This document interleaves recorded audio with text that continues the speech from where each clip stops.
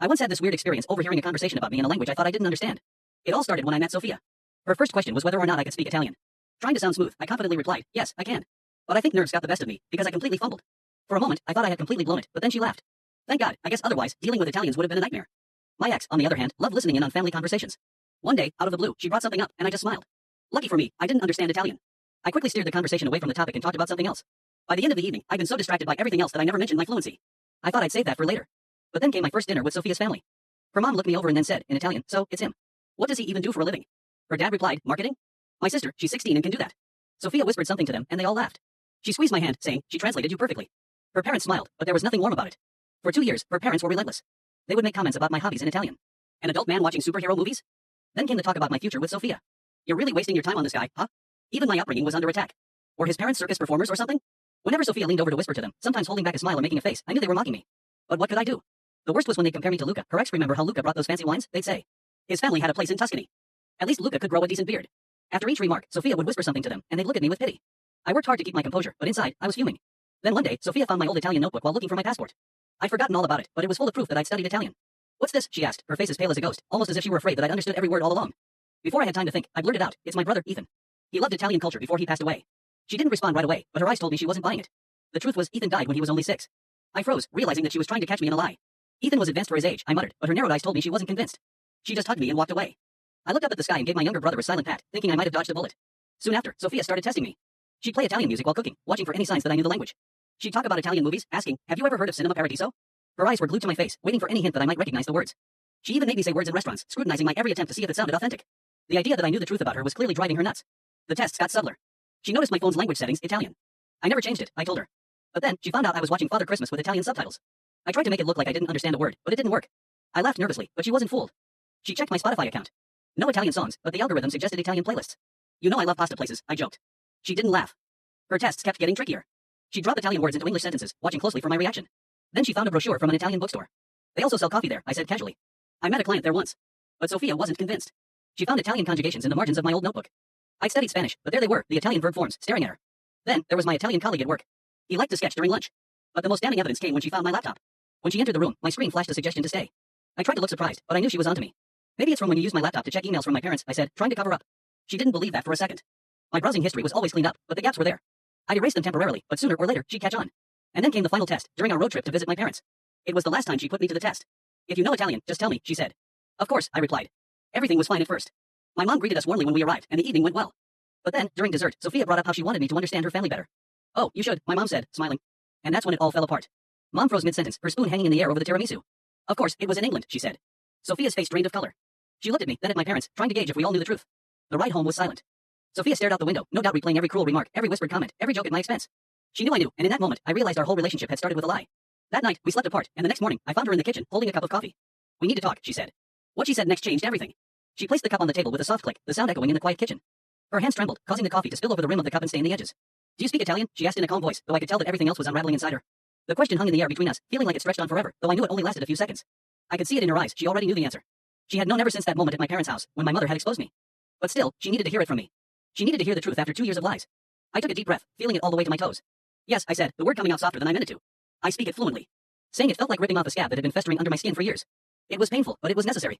Her face didn't change much, but I saw her jaw clench slightly. She slowly nodded, processing what I had just confirmed, even though I knew she had already figured it out. Her eyes, however, revealed everything she was feeling in that moment, hurt, anger, and something that looked like regret for what she thought had connected us. She opened her mouth to speak, then closed it, only to open it again. I'm pregnant, she blurted out, the words tumbling from her mouth quickly, like she needed to get them out before she lost the courage to say them. Suddenly, the kitchen felt too small and too quiet, and my brain was trying to process 2 things at once. She knew about the lie, and we were going to have a baby. For what seemed like minutes, neither of us moved, but it was probably just a few seconds. The coffee machine beeped, signaling the end of the brewing cycle, but neither of us made a move to stop it. We sat there at the little kitchen table, weighed down by everything between us, lies, pregnancy, shattered trust. It was all hanging there like an impenetrable wall that we either had to climb over or break through. She rubbed her face with both hands. I noticed she had sprayed her nail polish, something she would never have done before all of this. We need time to think, she said, waving her hands in the air. I lowered my head, though I knew she couldn't see it. Yes, we do, I murmured. We spent the rest of the morning carefully avoiding each other, as if we were made of glass that might shatter if we got too close. She went to take a shower while I cleaned the kitchen, washing her coffee cup 3 times because I wasn't paying attention to what I was doing. By evening, we found ourselves back in the kitchen. Neither of us knew where else to go. Eventually, I told her everything, how her parents had insulted me, while she had translated their words into compliments. Your mom called me a failure at least 50 times, I said, watching her face for any reaction. Your dad said I was worthless, that you were wasting your life on me. Her eyes widened in shock, as though she had never thought about what those hurtful comments meant to me. And I hadn't either. I knew what they were saying, of course, but I always thought, if I didn't understand it, it wouldn't hurt. Looking back, I almost wanted to laugh at that logic, but there was nothing funny about it. She stared at her hands, folded neatly on the table. Sometimes I laughed with them, she admitted, her voice growing softer. It was easier than arguing with them all the time. They're my parents, and I just wanted them to like you, but they never gave you a chance. So, I just went along with it. Her honesty stung, but at the same time, I was relieved that she had finally shared this with me. We sat in silence for a while, both of us processing everything. Finally, we agreed that we needed 2 weeks to figure out what to do next. She talked about us and the baby, almost like I could just forget about all the lies. We didn't know if we could fix what was broken between us, but with the baby now in the picture, we had to try. That night, we went through our usual routines like robots, brushing our teeth and washing our faces. We stood side by side at the bathroom sink, but it felt as though we were in completely different worlds. She went to the bedroom, and I took the couch again, feeling the coldness of the fabric against my skin. I could hear her moving around in the bedroom, probably wide awake too. The apartment was too quiet and too loud at the same time, with every small noise seeming louder in the dark. For 2 years, I had pretended I didn't understand Italian, while her parents made fun of me right to my face. It's a heavy burden to carry a life for that long, but I kept wondering, why did I think it was better to keep up the deception than to confess the truth earlier? The next morning, I found myself sitting in front of her, the notebook from the desk drawer in my hands. I started writing down every moment I'd hidden my knowledge of Italian from her when she asked me to order at a restaurant, and I pointed to the menu instead, when her mom called me an idiot right to my face, and I just smiled and bowed my head, when her dad said I was worthless, and I pretended to check my phone. Page after page filled up with my lies, each one feeling smaller and more foolish than the last. Before I finished, I had 12 pages of lies written in my sloppy handwriting. Seeing it all laid out in black and white made me realize how many times I could have told the truth and how I'd wasted every single opportunity. Later that evening, Sophia came into the living room, holding her notebook. She had been writing for hours in the bedroom, and her hand was covered in ink, smudged everywhere. She placed the notebook on my side of the table, and I saw it was filled with 8 pages of small, messy writing. Each page told a story every time she chose to laugh with her parents instead of defending me, every time she let them compare me to Luca without saying a word. Every time, instead of standing up for me, she took the easier path. She could have defended me, but instead, she chose the simple way out. And now, everything was laid out for both of us to see. We stared at the notebooks like they were evidence at a crime scene. Neither of us realized how bad things were until we saw it written down like this. She reached out, squeezing my hand for a moment before pulling it back. We knew we had to tell our parents about the pregnancy, but neither of us wanted to do it together anymore. She said she'd call hers tomorrow, and I would call mine. The thought of those conversations made my stomach turn, but we couldn't avoid them any longer. The next afternoon, when Sophia was at work, I made the call to my parents. My mom picked up after the second ring, all cheerful, until she heard my voice. I told them about the pregnancy and how my lie had ruined everything with Sophia. Dad was silent, but Mom kept asking questions about the due date and doctor's visits. When I explained how bad things were between us, she broke into tears. Dad finally spoke, saying they were disappointed in me for lying, but they'd support our decision. Mom apologized over and over for not standing up for me at dinner. She kept blaming herself over and over. On Friday, we had our first prenatal appointment, and we drove to the clinic in complete silence. The waiting room was filled with happy couples, all sitting close together, holding hands and gently rubbing their bellies. We sat a few chairs apart, pretending to read magazines. When the nurse called our names, we walked down the hallway like strangers, heading in the same direction but worlds apart. The nurse went through the basic tests and measurements, asking questions about family medical history as we answered. Then the doctor walked in with an ultrasound machine and squeezed some gel onto Sophia's belly. The room grew darker, except for the glow of the monitor. At first, all we could hear was a strange buzzing noise and a shifting shadow moving across the screen. Then we heard it. That sharp, fast whistling sound, the sound of a heartbeat. Sophia instinctively reached for my hand, and we both started crying. Everything else seemed to crumble around us, but that steady heartbeat, it was real, strong, and it was ours. The doctor printed out the photos, and we each took a copy. When we got back to the car, neither of us spoke, but we weren't as distant as we had been before. That weekend, I knew I couldn't put it off any longer. Sophia was sitting next to me on the couch when I called her parents. Her dad answered, and before he could even say hello, I spoke in perfect Italian. I told him that I had understood everything they'd said about me over the past 2 years, every insult, every joke, every comparison to Luca. The silence on the other end of the line was complete. I could hear his breath, but for nearly 30 seconds, he didn't say a word. Then her mom picked up the phone, immediately bombarding me with questions in Italian. How long have you known the language? Why did you lie? Who does that? Sophia sat between us, frozen, not knowing where to stand or what to do. Her mom demanded that we come over for dinner immediately to talk about it. I told her we would, but that things would be different from now on. She laughed bitterly, telling me, we'll see about that. Later, when I tried to discuss dinner with Sophia, she insisted on speaking for me, trying to protect me from their anger. She knew how cruel they could be when they felt betrayed. I told her not to do it. I've been silent for 2 years. This time, I'll speak for myself, I said firmly. She argued that they would listen to her more than me, but I told her that was the problem. She had manipulated them throughout our relationship instead of standing up to them. We argued for over an hour, our voices getting louder and more frustrated. In the end, we agreed that I would lead the conversation, but she could step in if things got too heated. Neither of us was happy with that compromise. The dinner was scheduled for 3 days later, and my hands were shaking by the time we arrived. When we knocked on the door, her mom opened it without a word and led us to the dining room. Her dad was already sitting at the table with his arms crossed. I sat down and immediately started speaking in Italian, telling them that enough was enough. No more comparing me to your old boyfriends, I said. No more mocking my work, my family, or my interests. If you want to be part of your grandson's life, you need to treat me with basic respect. Her mom tried to interrupt, but I didn't stop. I take full responsibility for the lie, but their cruelty is unforgivable. Sophia's voice trembled, but she stood by me. She told them that she had had enough of keeping things hidden. She wanted them to accept me or at least stop actively tearing apart our relationship. Her dad finally spoke up, saying that we humiliated them by hiding the truth. Her mom added, you have to earn trust, not just expect it. The conversation went on for another 2 hours. When it finally ended, we left without any clear resolution, other than agreeing to consult a family therapist. Outside, we sat in the car in the driveway, neither of us ready to go home yet. We began to talk about all the ways we had hurt each other, my lies, the moments I'd laughed at their jokes, the times we both took the easy way out instead of choosing honesty. Each betrayal, each disappointment, poured out between us. We sat there, in that dark car, not just because of what we had done to each other, but because of what we had lost. The relationship we thought we had was gone, and we didn't know if we could ever build something new from the wreckage. When we finally went inside, Sophia said she needed space to think. She wanted to stay with her parents for a few nights. Neither of us acknowledged the irony of the situation, but I still helped her pack her bag. We moved around each other as carefully as if we were walking on fragile glass. I carried her suitcase to the car and watched her leave. The apartment felt empty, too quiet without her. I tried to focus on work, but nothing held my attention. The presentation I was supposed to finish sat open on my laptop, but I was staring blankly at the screen. The deadline passed, but I never sent anything. The next morning, my boss emailed me, asking for a meeting to discuss my progress. Another problem to add to the pile that was growing with each passing day. The meeting with my boss went about as poorly as I expected. She pulled up my latest performance review on the screen, pointing to all the red markers indicating missed deadlines and incomplete projects. My hands were trembling as I tried to explain everything, carefully avoiding personal details. I signed up for a formal revision plan, which included 100-week control meetings starting immediately. I lowered my head and signed the documents, knowing I had no choice if I wanted to keep my job. When I got home that afternoon, I sat down at my laptop and opened a blank document. The cursor blinked on the screen for 20 minutes before I finally began writing in Italian. Every word felt foreign, especially after keeping the language hidden for so long. I wrote about the meeting with Sophia, about how one small lie had spiraled into 2 years of deception. I admitted that I had overheard her parents mocking me while she covered up their lies. I owned up to my own cowardice, to the fact that I had stayed silent for far too long. The letter grew into 3 pages as I poured out everything I had wanted to say for months.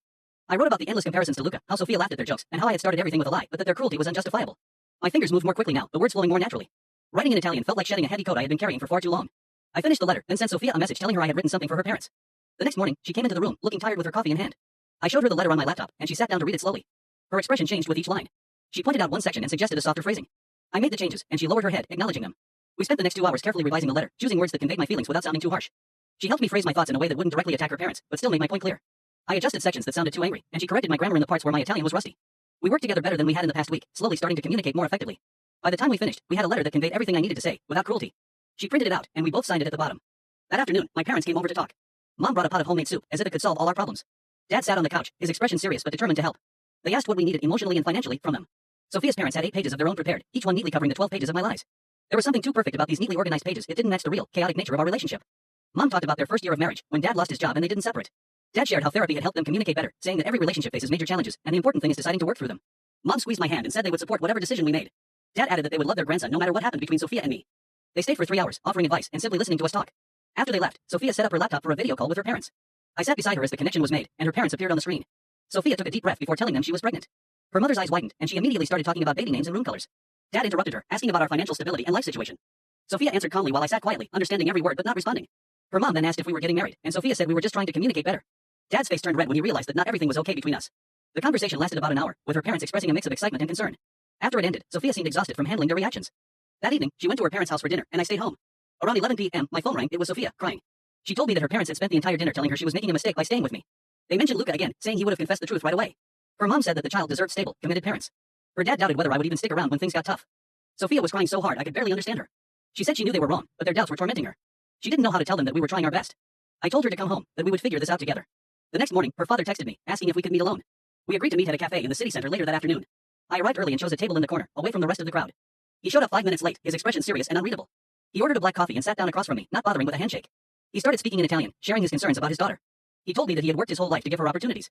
He didn't want her to settle for someone who wouldn't be able to provide her with the life she deserved. He admitted that his comparisons to Luca had been unfair, but they stemmed from his desire for what he thought was best for her. He said that parents never really believe anyone is good enough for their daughter. I listened without interrupting, even though his anger toward me was evident at times. Once he finished, I responded in Italian, clearly stating my position. I told him that I love Sophia, despite all the issues between us right now. I promised him that no matter what happened with us, I would never walk away from my child. He slowly lowered his head, clearly surprised by how fluently I spoke and by my directness. We continued talking for another hour, eventually finding some common ground. That evening, Sophia told me about all the tests she had put me through, trying to catch me out on whether I understood Italian. She said there had been at least 30 attempts to reveal my secret. She admitted that she felt like she was losing her mind, constantly searching for proof of my betrayal. She realized she had been so focused on catching me in a lie that she had neglected to build trust. Her voice cracked as she confessed how paranoid and suspicious she had become. She said it was exhausting to analyze every little reaction I had. I told her I understood why she had tested me, given the situation. We both acknowledged how much energy we had wasted on deception and mistrust. 3 days later, we went for our first session with a therapist who specialized in relationship therapy. In the therapist's office, 2 chairs were placed facing each other, with hers off to the side. She asked us to share our main issues without interrupting one another. Sophia went first, explaining the depth of the betrayal she felt because of my lie. I talked about the hurt I had felt from her family and how I had been involved in that. The therapist took notes, asking additional questions about our behavior and patterns. She pointed out that we both preferred avoiding conflict instead of practicing honest communication. She gave us homework, simple exercises to express our needs directly, without accusations. We scheduled weekly sessions and left with plenty to think about in terms of how to communicate better. The next day, I met with my supervisor about my work schedule and my need for flexibility due to medical appointments. I didn't go into detail but mentioned needing time for family matters. She reviewed the company's policies on family leave and flexible work options. She agreed to allow me to work from home for 2 days a week, but she made it clear that I was on thin ice with my performance plan. Any more missed deadlines would lead to delays, no matter what personal issues I had. I signed the new agreement, feeling both relieved and stressed by the challenge of balancing everything. That weekend, Sophia suggested we prepare for the worst-case scenario. She pulled away emotionally. We opened a notebook and began writing down everything: childcare, finances, and what we would do if we separated. For 4 hours, we filled the pages with a document neither of us wanted to have to use. We discussed who would be responsible for the baby when the time came if we split. We calculated how we would manage food costs based on our current incomes. We wrote about decisions for medical care and education. Each sentence felt like we were accepting failure, but we pushed through. We agreed that, if necessary, we'd share holidays like Christmas and birthdays. We outlined how we would communicate for the sake of shared parenting. When we finished, we were both emotionally drained by the thought of such a future. We hid the document away in the notebook, hoping we'd never need to open it again. 3 days later, we went for an ultrasound at the 12th week of pregnancy. The waiting room was filled with happy couples, all holding hands. We, on the other hand, sat apart on plastic chairs, tense and avoiding each other's eyes. When our names were called, we walked down the corridor without saying a word, staring at the floor. The technician squeezed cold gel onto Sophia's stomach and began moving the wand around as we both stared at the black and white screen. Then, suddenly, there it was, a tiny little figure, flipping around and moving its arms like it was dancing. The technician pointed to the heartbeat, the spine, and the tiny fingers opening and closing. Without thinking, I reached for Sophia's hand, and she squeezed mine tightly. We both had tears in our eyes as we watched our child move on the screen. The technician printed out the ultrasound photos, and we made our way to the car, still holding hands. For the first time in a week, we didn't say a word to each other, but neither of us let go until we were safely in the parking lot. The next weekend, we decided to go out for lunch with her parents at an Italian restaurant in the city center. Before we left, we set a new rule: no more insults in any language. The moment we sat down, her mom started it. She looked at the menu and, in Italian, remarked that people in marketing just make up lies for money. I responded smoothly in Italian, telling her that I would appreciate it if she kept her opinions about my career to herself. She dropped the menu and fell silent. Her dad started talking, but Sophia cut him off, suggesting we leave if they couldn't be polite to me. When the waiter arrived, we ordered in a heavy, uncomfortable silence. But her mom didn't stop. In the middle of the meal, she commented, again in Italian, about how my parents seemed more relaxed when she saw their photos on Facebook. I set my fork down and stood up. Sophia followed suit, saying we were leaving immediately. Her mom protested, but Sophia was already putting on her coat. We left the cash on the table and walked out, leaving her parents in stunned silence. In the car, Sophia's hands were trembling as she started the engine. She had never stood up to them like that before, and I could see how hard it was for her. That night, we began a new routine, walking around the neighborhood after dinner. We left our phones at home and simply walked for an hour, using the quiet of the night to talk without looking at each other. The first few walks were mostly silent, but gradually, we started to open up. During the fourth walk, I admitted that I had met up with a friend from the studio about the beer problems. I told her he had mentioned crying to his sister, questioning whether she could trust me again. I admitted that I had been browsing apartment listings online after some particularly heated arguments. She told me she had packed her bag twice but never left. We both shared the small betrayals we'd been keeping hidden. Each confession stung, but at the same time, it felt like cleaning an old, infected wound. We passed the same houses and the same dogs barking behind fences, continuing to unload everything we had kept inside. By the time we got home, we were both exhausted, but the atmosphere between us felt lighter. The following Monday, I was called into my office for a performance evaluation. The HR manager had a spreadsheet with all my missed deadlines from the past month and complaints from customers about my delayed responses. My performance was far below expectations, and I had missed 2 key presentations. She told me she understood my personal issues, but the company still expected me to perform. She outlined a formal plan to improve my results, including weekly check-ins and specific goals to meet. If I didn't meet them within 60 days, they would have no choice but to let me go. I signed the documents, knowing full well that I had earned every word of it. As I headed back to my desk, I couldn't shake the feeling that everyone in the office was watching me, aware of the situation. That evening, Sophia's mother created a group text message and added me to it without asking. She wrote, in Italian, about plans for a big family reunion next month. For the first time, I naturally responded in Italian, saying that we wouldn't be able to attend. Her father quickly jumped in, asking why not. I explained that we needed space to focus on ourselves. Then her cousin chimed in, followed by her uncle, and suddenly the whole family was discussing our relationship in this group text. It was amusing to think that her mother had no idea that I could read everything they wrote. I wasn't sure if I was testing her or if she hadn't noticed yet that her secret weapon was useless. Sophia picked up my phone and typed, saying that this was exactly why we needed boundaries. Her mother immediately called, but we didn't answer. The messages kept coming all evening until we finally managed to stop the conversation. 2 days later, Sophia asked me an unexpected question. While we were having dinner, she told me she wanted me to translate her parents' conversation in real time, so the next time we saw them, she could hear exactly what I heard. On Sunday, we went to their cafe, and as expected, her parents started talking in Italian about how thin I looked. I translated word for word what they said. Her mother remarked that I probably couldn't afford to eat on my pension. I translated that too. Her dad mentioned how at least Luca had well-defined muscles. As I translated everything, I noticed Sophia's face turning pale. They criticized my attitude, my clothes, even the way I held my cup of coffee. Every word they said, I translated, until Sophia finally told them to stop. She cried when we left, finally understanding why I had to endure 2 years of this. In the car, she kept apologizing, saying she had no idea they were so cruel, repeating their exact words. That evening, during our walk, she explained something to me that I hadn't understood before. As a child, she had learned to use humor to cope with their criticism, laughing along with them so that it wouldn't hurt so much. When her friends or acquaintances made fun of her, she turned it into a joke before they could see how badly it affected her. It had become an automatic survival mechanism that she wasn't even aware of. When they made fun of me, and she laughed along, she wasn't trying to be cruel. She was just falling back on the only way she knew how to survive with them. I began to see those moments differently, not as her fighting against me, but as her way of surviving them. That evening, we decided to take a break from all family events for a month, focusing only on ourselves. As expected, both sets of parents immediately protested when we told them. My mom called 3 times, offering to help with the preparations for the baby. Her parents sent long text messages about how family should always come first, how important it was to be there for each other. We held firm, telling them we needed space to work on our relationship without external pressure. Her mother showed up at our apartment uninvited, but we didn't answer the door. My dad sent emails, expressing his disappointment and saying we were making a mistake. We stuck to our decision, even though we knew it was disappointing everyone. The next morning, we sat at the kitchen table, laptops open, trying to figure out our finances. Sophia had already made a spreadsheet listing the child's expenses, my income, her income, and the costs of 2 apartments. The numbers didn't add up, no matter how we presented them. She kept writing down different scenarios while I searched for cheaper places near her.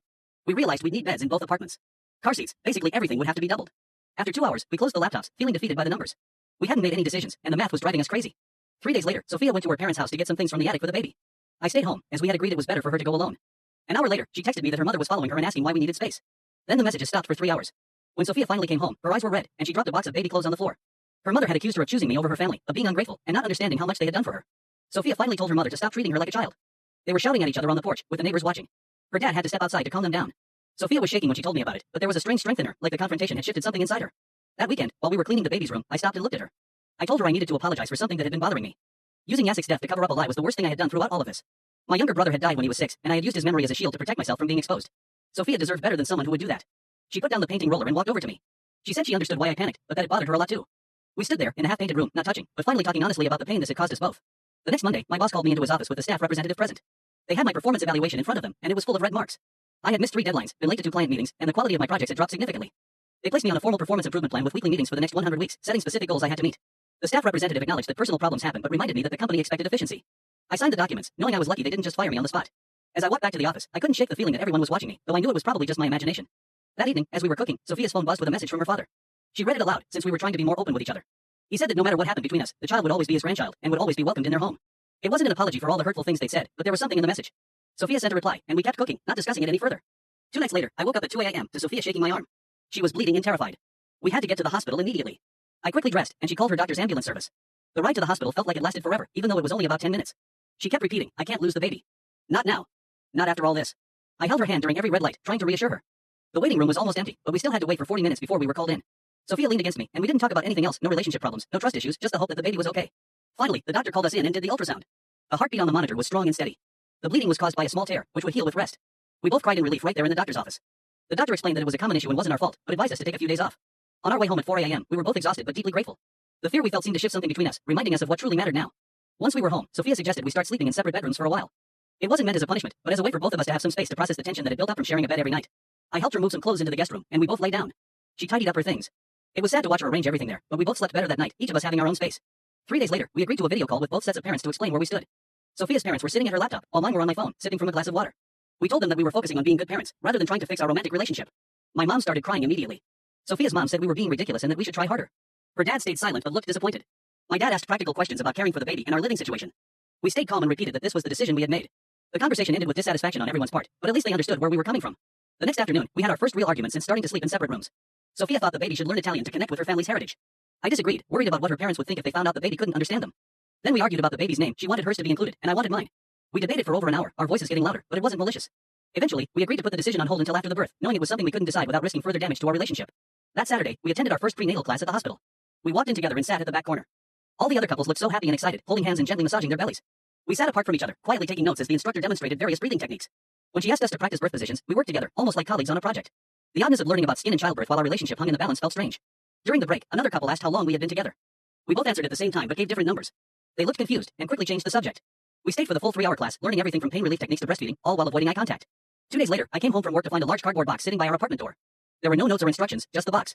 I carried it inside and placed it on the kitchen counter as Sophia came over to look. She opened it and pulled out a small stick with Italian inscriptions, followed by a wooden rattle, and finally a soft blanket that my grandmother had made years ago. Her mother had left all these baby items without so much as knocking or saying a word. We stood there, staring at the items spread out on the counter, feeling strange about the gesture. Her parents were still rude in so many other ways, yet this seemed like an attempt at reconciliation.